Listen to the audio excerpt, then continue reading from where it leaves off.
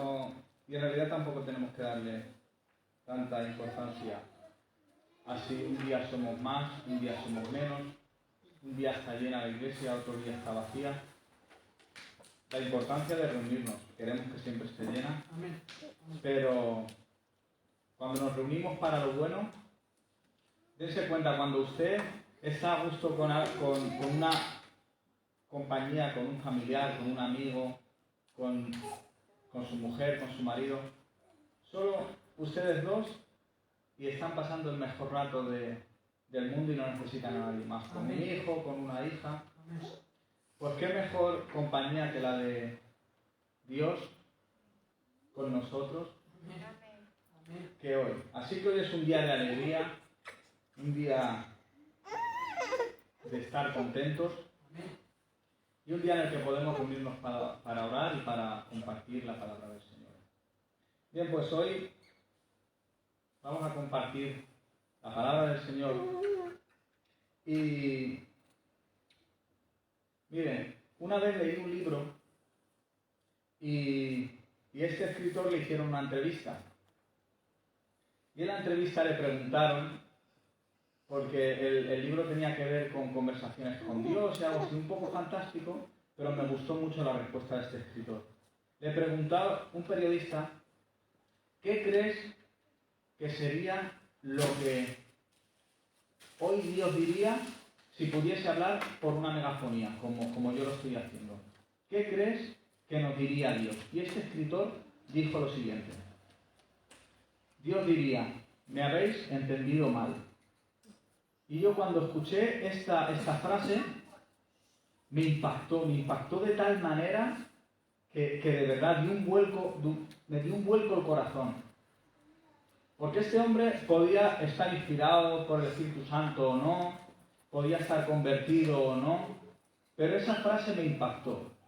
Me habéis entendido mal. Y entonces fue como una búsqueda en mí con el Señor en decir, Señor, ¿te habré entendido mal en este aspecto? ¿O en el otro? ¿En aquel? ¿Te habré entendido mal? Y miren lo que ocurre. Cuando un periodista, por ejemplo, ocurre un suceso con un famoso, lo que hacen es ir donde esa persona y preguntarle, entrevistarla, saber qué es lo que ha ocurrido para conocer el suceso de primera mano. Igual que usted cuando escucha algo de algún familiar y dice, no, pues voy a ver si es verdad esto que dicen que ha pasado. A ver, oye, ¿es verdad que ha pasado esto? Ah, pues sí o no, y nos lo aclara. Pero ¿dónde vamos? Donde la fuente, donde la persona que le ha ocurrido ese suceso. Bien, pues con Dios ocurre lo mismo. Si en algo tenemos duda o en algo no tenemos claro lo que es correcto, la única y mejor forma que tenemos de averiguarlo es ir a la fuente, es ir al mismo Dios. ¿Y de qué manera? Por medio de su palabra. Nosotros por medio de su palabra es donde vamos a conocer lo verdadero de Dios. Y hoy quería compartir una de esas cosas en la que en varias ocasiones o muchas hemos entendido mal a Dios. Y es la Pascua judía y la Cena del Señor. Vamos a ver qué tienen en común estas dos cosas, en qué se parecen y qué es lo correcto. Porque cuando llega la Pascua judía, si se dan cuenta, cuando llega la fecha, ven que muchos estados están con la bandera judía, otros se ponen la kipá, esta judía, otros decoran con la menorá, con candelabros, con banderas. Y es porque hemos entendido mal. Hemos entendido mal. Y hoy vamos a verlo con la palabra. Vamos a ver qué es lo que ocurre con estas celebraciones. Con la Pascua judía y con la Cena del Señor. Con la Santa Cena o el pacto que también se le denomina. Bien. La Pascua judía es la fiesta más importante de la historia de Israel. Es la historia más importante. Porque hablar de la Pascua es hablar de su origen, es hablar de su liberación y de su existencia misma como pueblo. Esto es hablar de la Pascua. O sea, cuando hablas de la Pascua es todas estas cosas que estamos diciendo sobre el pueblo de Israel. La palabra Pascua quiere decir pasar por alto, pasar de largo, perdonar. Eso significa Pascua. Estamos con la Pascua judía. La Pascua fue instituida por Dios para conmemorar la liberación del pueblo hebreo de la esclavitud de Egipto.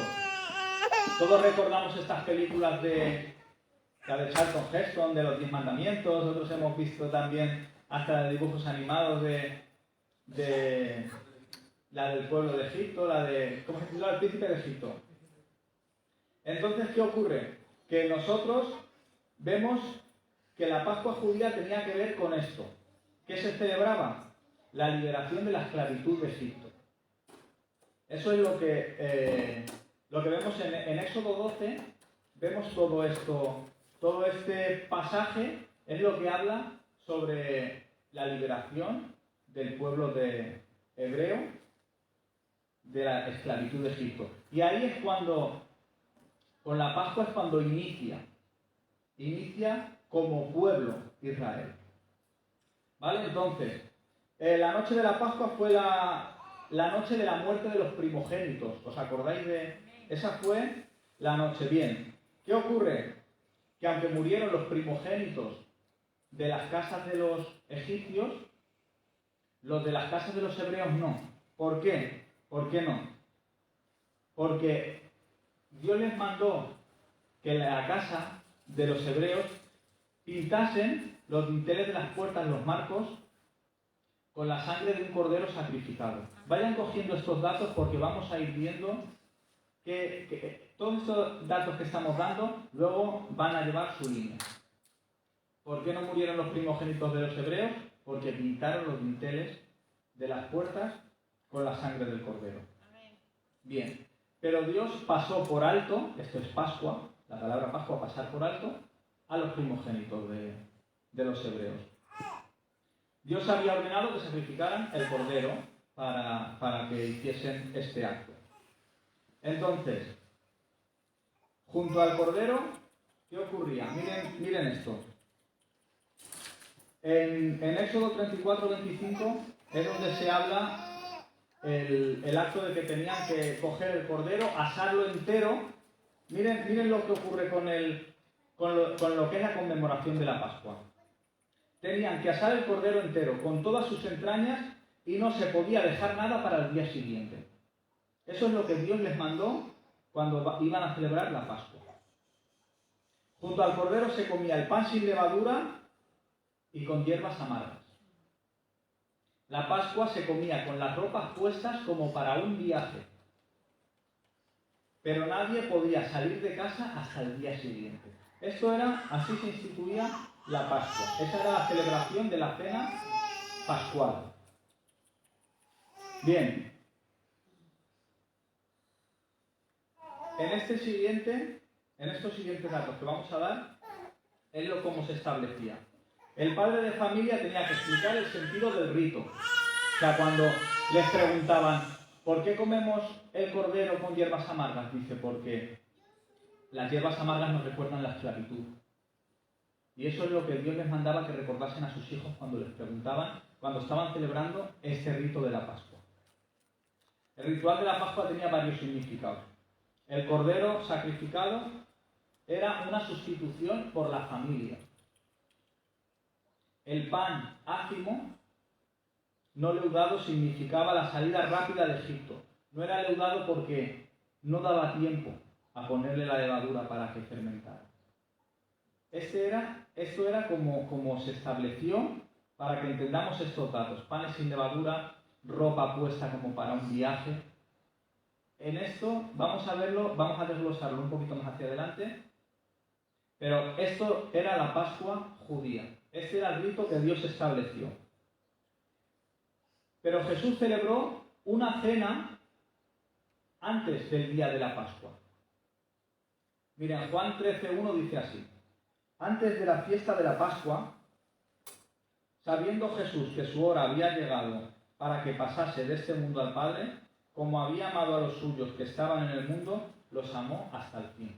Entonces, el día de antes de la celebración de la Pascua, donde se iba a hacer esto del cordero, de las hierbas amargas, de estar con ropa como para un viaje, del pan sin levadura porque no daba tiempo a que se leudase la masa. Antes de eso, Dios celebra una cena, indicando que esta cena fue antes de la Pascua, es lo que indica este pasaje.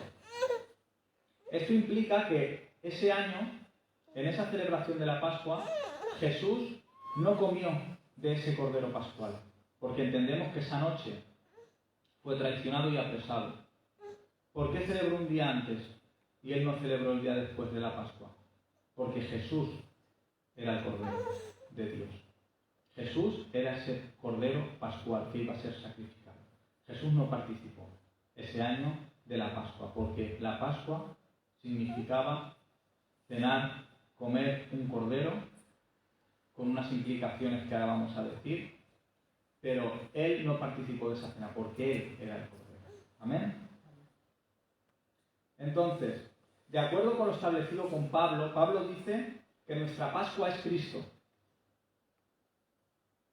Entonces, vamos a hacer un paralelo de la Pascua judía y la Cena del Señor, para que entendamos por qué toda esta introducción tenemos que saberlo. Miren, primero, el Cordero Pascual era preparado de antemano, 4 días antes, tenía que ser de un año, sin tacha y sin defecto.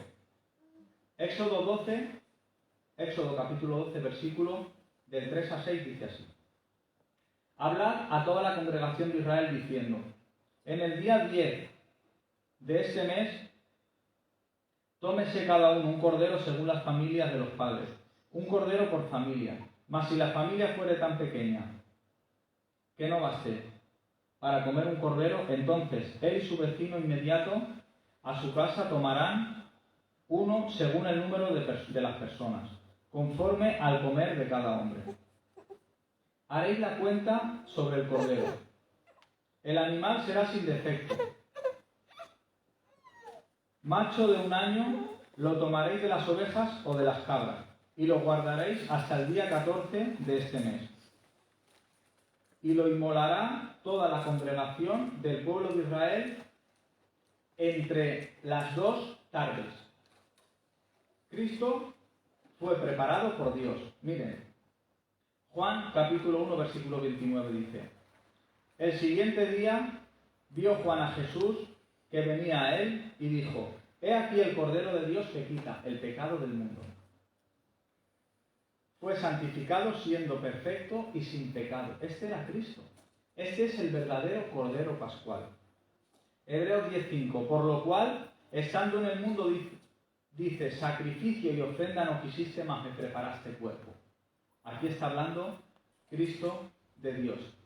Le preparó cuerpo. O sea, más perfecto que algo que prepare el mismo Dios, no lo hay. Entonces aquí vemos el paralelo de que tenía que ser puro, sin mancha, el cordero de la cena pascual. De la misma manera, Dios preparó su cordero, que es Cristo.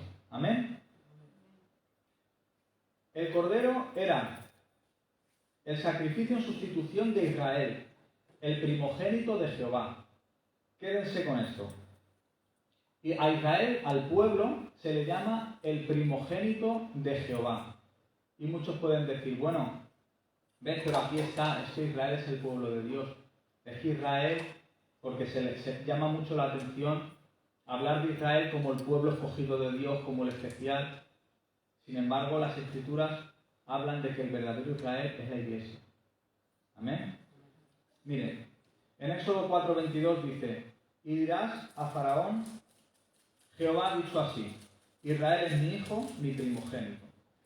Éxodo 13:15: y endureciéndose Faraón para no dejarnos ir, Jehová hizo morir en la puerta de Egipto a todo primogénito, desde el primogénito humano hasta el primogénito de la bestia. Y por esta causa yo sacrifico a Jehová todo primogénito macho y redimo al primogénito de mis hijos. Miren cómo lo interpreta el escritor de Hebreos. Dice: a la congregación de los primogénitos que están inscritos en los cielos, a Dios, el juez de todos, a los espíritus de los justos hechos perfectos, a la congregación de los primogénitos. Aquí está hablando Hebreos que todos los que hemos nacido de nuevo, todos los que estamos en Cristo, somos la congregación de los primogénitos, los que estamos en Cristo, no el pueblo de Israel. El pueblo de Israel que esté en Cristo, sí, pero el que no, no. Porque el verdadero primogénito es Cristo y los que estamos en Él. ¿Amén? Amén.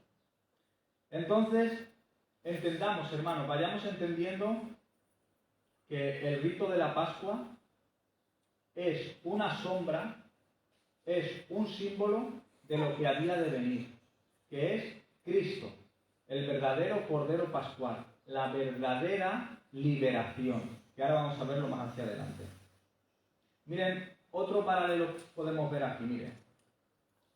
El Cordero Pascual tenía que ser sacrificado entre las 2 de la tarde, entre las 2:30, perdón, y las 5 de la tarde. Esto es lo que Dios estableció. Esto le llaman en la Biblia, tenía que ser entre las 2 tardes. Y las 2 tardes en el pueblo judío se comprenden entre las 2:30 de la tarde y entre las 5. Pues miren, en Marcos 15:34, el Reina Valera 60 dice, luego a la hora novena, es lo que dice, y la hora novena, si lo buscan, verán que son las 3 de la tarde. Dice, luego a las 3 de la tarde, esto es la Nueva Traducción Viviente, Jesús clamó a gran voz diciendo, Eloí, Eloí, lama sabactani, que esto significa, Dios mío, ¿por qué me has desamparado? Pero a las 3, justo a las 3 de la tarde, fue cuando fue sacrificado por nosotros Jesús. A la hora que se estableció la celebración de la Pascua, entre las 2 tardes, entre las 2:30 y las 5. ¿Ven el paralelismo que encontramos? Miren, el Cordero Pascual tenía que ser asado entero. No se podía quebrar hueso suyo, ni dejar nada para el día de reposo. Esto lo encontramos en Números 9:12. Dice, no dejarán del animal sacrificado para la mañana, ni quebrarán hueso de él conforme a todos los ritos de la celebración de la Pascua. Pues Cristo hizo una entrega total de su cuerpo y no se le quebró hueso alguno tampoco. Vamos a verlo en Juan capítulo 19, versículos 31 al 33. Entonces los judíos, por cuanto era la preparación de la Pascua, a fin de que los cuerpos no quedasen en la cruz en el día de reposo, pues aquel día de reposo era de gran solemnidad, rogaron a Pilato que se le quebrasen las piernas y fueren quitados de allí. Vinieron pues los soldados y quebraron las piernas al primero y asimismo al que había sido crucificado con él. Mas cuando llegaron a Jesús, como le vieron ya muerto, no le quebraron las piernas. Estos datos no están puestos por casualidad. Jesús es el cumplimiento de lo que había de venir. Todo aquello eran sombras, eran figuras de lo que había de venir. Pero ya ha venido Cristo, hermanos. Ya está cumplido todo. Miren, en la Pascua judía se celebraba el sacrificio de un cordero por la liberación de la esclavitud de Egipto, como hemos dicho antes. En la Cena del Señor celebramos la liberación de la esclavitud del pecado por medio del sacrificio de Cristo. Entonces, los relatos de la Cena del Señor lo podemos ver en Mateo 26, Marcos 14, en Lucas 22, en Juan 13. Ahí podemos ver los relatos de la Cena del Señor y podrán verlo. Pero lo importante que tenemos que ver es este paralelismo de cómo Jesús cumplía con todo eso que Dios había establecido con los hebreos, que era la Pascua judía. Por eso nosotros no celebramos la Pascua judía. Nosotros ¿qué celebramos? La Cena del Señor. Porque la Cena del Señor es el verdadero cumplimiento de eso que celebraban ellos. Era una figura, una sombra, pero nosotros tenemos lo verdadero, que es la Cena del Señor, que representa la liberación de la esclavitud del pecado. Amén. Por medio del sacrificio de Cristo. Esto es lo que nosotros celebramos con la Santa Cena. Miren cómo Pablo escribió por revelación divina. Y miren lo que dice en 1 Corintios 11, del 23 al 26. Dice, porque yo recibí del Señor lo que también os he enseñado, que el Señor Jesús, la noche que fue entregado, tomó pan, y habiendo dado gracias lo partió, y dijo, comed, tomad y comed. Esto es mi cuerpo que por vosotros es partido. Haced esto en memoria de mí. Asimismo tomó la copa después de haber cenado, diciendo, esta copa es el nuevo pacto en mi sangre. Haced esto todas las veces que la bebiereis en memoria de mí. Así pues, todas las veces que coméis este pan y bebiereis esta copa, la muerte del Señor anunciáis hasta que Él venga. Miren, hermanos, esto lo repito muchas veces, pero no hay nada que suene peor que convirtamos algo santo en algo vulgar. A veces ponemos ahí el pan, el vino de mala manera, y uno viene, lo toma. Hermanos, sabemos que no es literalmente el cuerpo y la sangre de Cristo. Es una representación. Pero sí que entendamos que fue el mismo Jesús el que instituyó esto.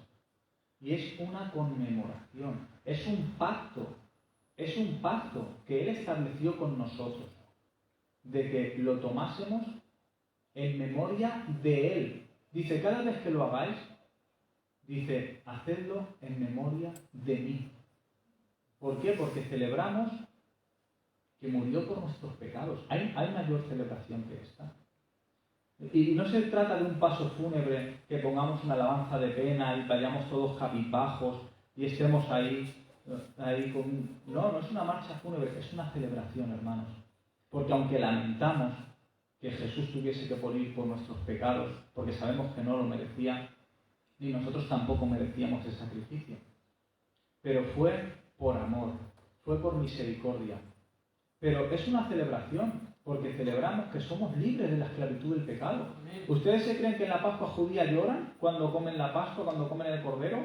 No, gozan, un poco a lo mejor cuando les tocan las hierbas amargas. Pero gozan, disfrutan, porque se acuerdan de cuando los liberaron de Egipto. Y ellos mientras lo comen, lo que está establecido en los niños. ¿Y por qué las hierbas amargas? Yo no quiero... Le dice, come la hierba amarga. Pero es que no me gusta, está muy amarga. Que la comas, que así te recordarás de cómo te liberó de la esclavitud de Egipto. Éramos esclavos. No trabajamos ni para comer. Nos desmayábamos haciendo ladrillos, haciendo todo lo que nos mandaba Faraón. Cómelo, y así te recordarás, y los hijos de tus hijos, y los hijos de tus hijos. Nosotros ocurre lo mismo. Cuando nos levantamos y nuestros hijos nos digan, ¿por qué? ¿Por qué tomáis esto? ¿Por qué lo tomamos? Porque éramos esclavos del pecado. Porque íbamos directos al infierno. Porque nuestro destino era el infierno. Y sin embargo, por misericordia, Cristo vino. Se hizo hombre. Dios se hizo hombre. Vivió una vida perfecta. Caminó en perfección. Murió por nuestros pecados como el sacrificio pascual. Por eso, cuando venga el juicio, la sangre de Cristo estará ya en nuestras puertas, nuestros dinteles, hablando simbólicamente de nuestras vidas, pintados por la sangre del Cordero. Y la muerte eterna pasará de largo de nosotros. ¿Por qué? Porque estamos cubiertos por la sangre del Cordero, del verdadero Cordero Pascual, que es Cristo. Y eso es lo que celebramos, hermanos. Eso es. La cena del Señor es un pacto en su sangre. La condición para celebrar este pacto, la condición para celebrar la Pascua judía, el requisito principal era estar circuncidado. Porque el que estaba circuncidado era el que pasaba a ser pueblo de Dios. Pero nosotros, para celebrar la cena del Señor, tiene que estar circuncidado nuestro corazón. Y esto es haber nacido de nuevo. Esta es la condición que tiene esta celebración que hacemos.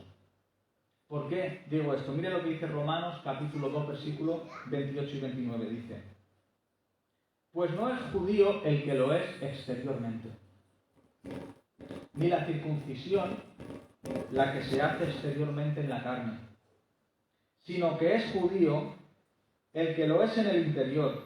Y la circuncisión es la del corazón, en espíritu, no en letra, la alabanza del cual no viene de los hombres, sino de Dios. La circuncisión verdadera es la del corazón. La circuncisión que se hacen en la carne, los judíos, para nada aprovechan, porque es otra sombra, otra figura de lo que había de venir, que es la circuncisión del corazón, que es haber nacido de nuevo. ¿Amén?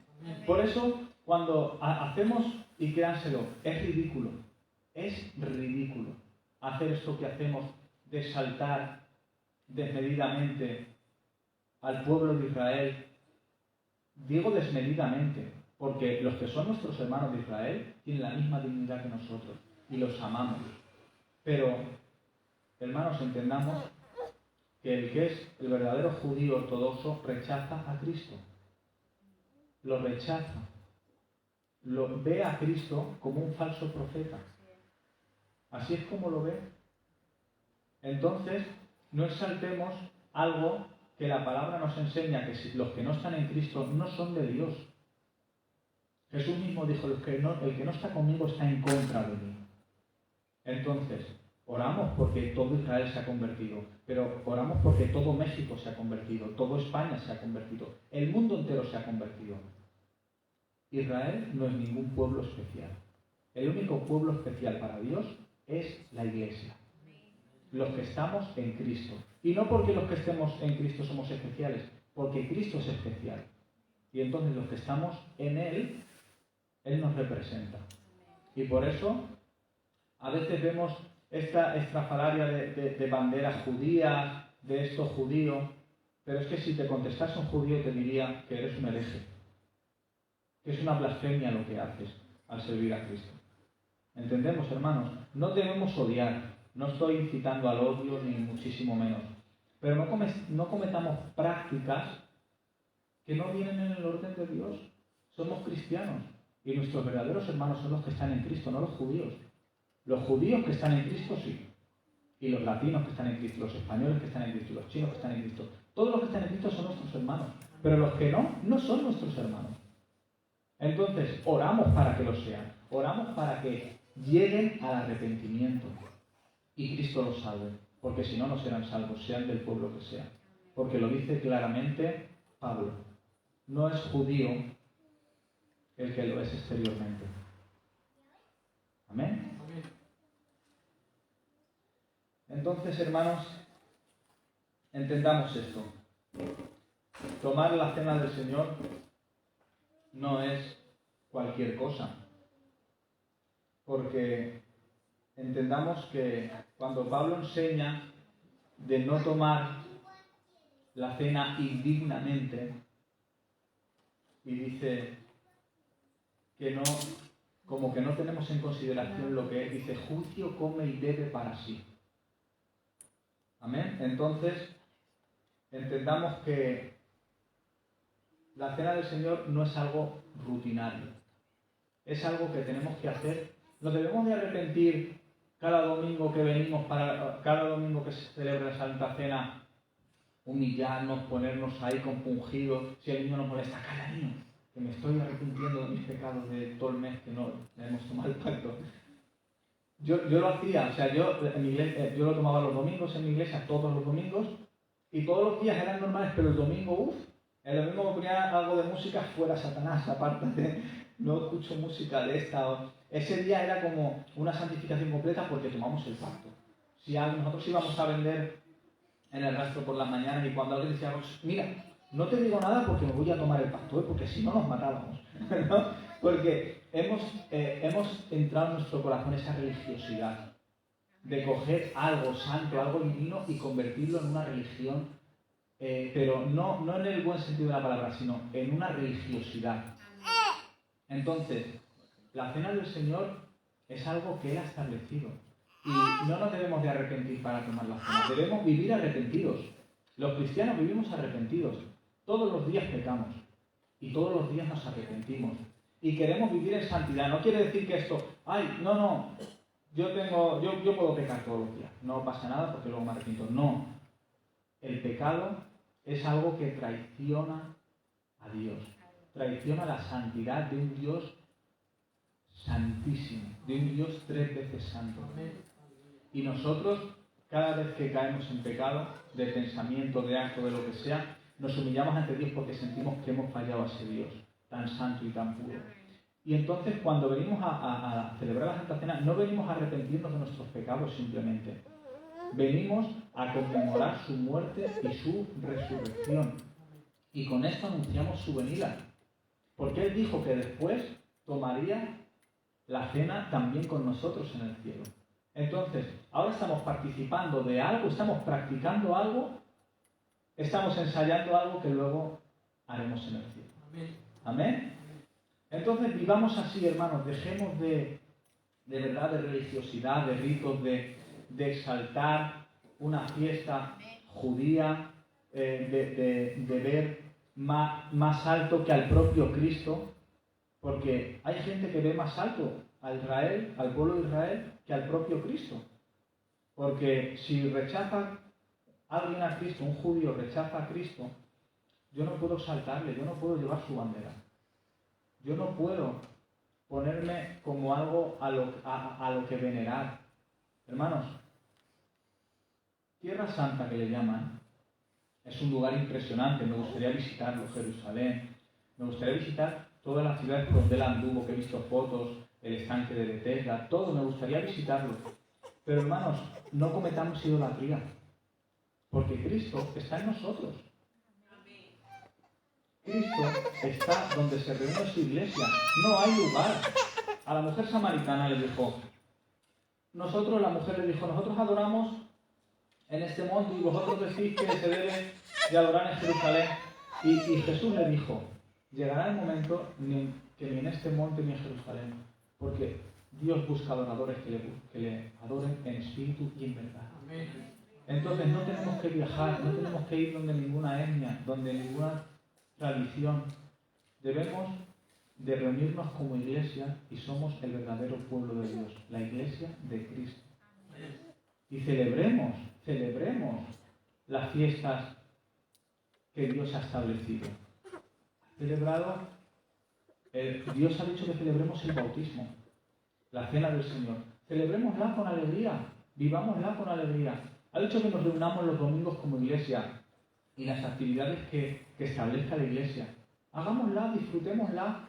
No nos falta nada. En Cristo estamos completos.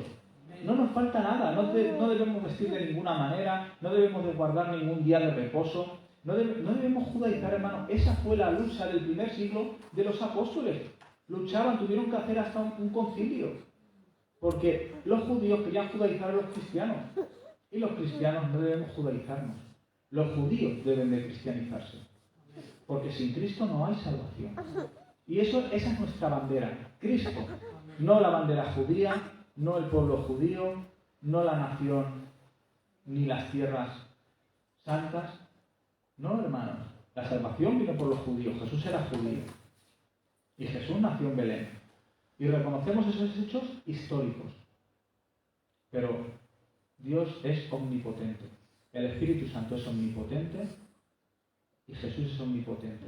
Es omnipresente el Espíritu Santo, Dios y Cristo. ¿Qué quiere decir? Que está presente en todo lugar.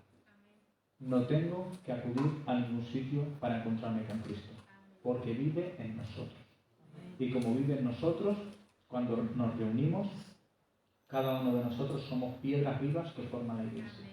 Como hemos dicho, este edificio está hecho por mano de hombre. ¿Esto es la iglesia? No. Usted es la iglesia. Usted, yo, los que estamos en Cristo, los que hemos nacido de nuevo, somos esas piedras vivas que conforman la iglesia. Somos el cuerpo de Cristo. Tenemos que magnificar a Cristo, magnificar su obra. No nos tengamos por menos, hermanos, no por nuestros propios méritos, son por los méritos de Cristo. Es Cristo el que lo hizo.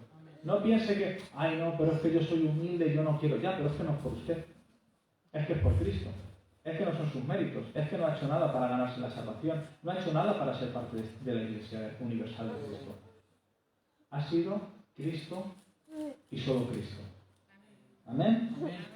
Miren, finalizando, vamos a leer el 1 Corintios capítulo 5, versículo 7, dice: limpiaos, pues, de la vieja levadura para que seáis masa nueva, sin levadura como sois, porque nuestra Pascua, que es Cristo, ya fue sacrificado por nosotros.